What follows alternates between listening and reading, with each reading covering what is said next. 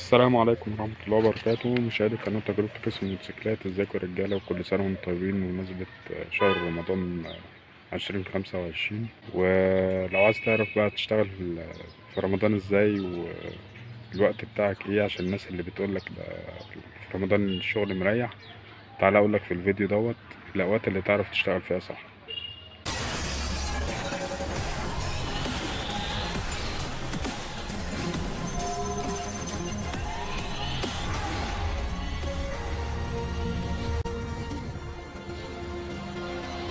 اولا كده كل سنة وانتم طيبين. الناس اللي بتقول ان الشغل مريح في رمضان دي الناس اللي بتحب تفطر وتتسحر في بيتها. دي المشكلة بتاعت رمضان. انتوا عارفين طبعا ان رمضان وقته ضيق، ف اليوم كله شغل.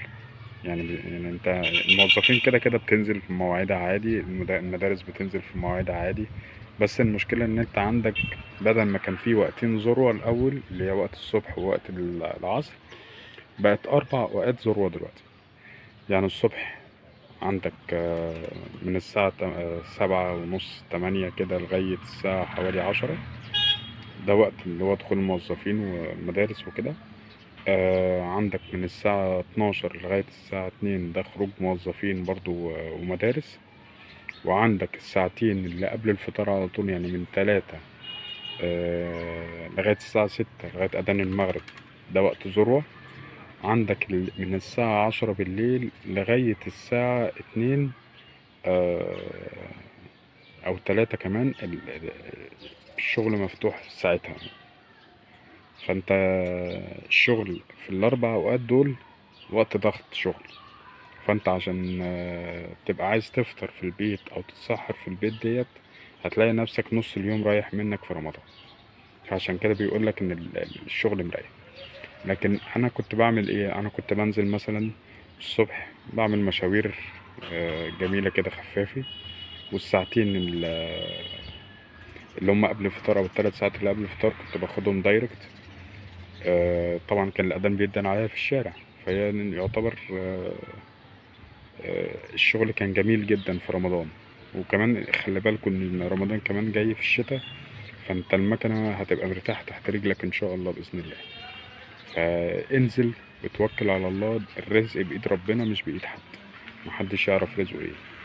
انت ممكن تنزل من الصبح لغاية بالليل، ربنا مش كاتب لك اي مشوار. لكن ممكن تنزل ساعتين 2 تعمل بشغل يوم كامل لواحد تاني. فالرزق يا جدعان بإيد ربنا، مفيش حاجة اسمها آه، يعني ان انا انزل الاقي الزبائن مستنية، لا. يعني المشكلة كمان اللي احنا بنقابلها كباتن معاها موتوسيكلات، ان العدد كتير. يعني احنا كأعداد موتوسيكلات شغالة كتير، بس ربنا برضو هو اللي بيبعت الرزق. انا كنت يعني مش هقول لكم الرقم اللي انا كنت بعمله، بس بسم الله ما شاء الله. ال- ال- فعلا لما الواحد بينزل وربنا بيبقى كاتب له الرزق، والله لو 100 برنامج انت شغال عليه، لا انت ممكن تلاقي الشغل بيتفتح لك من بعيد عن البرامج خالص.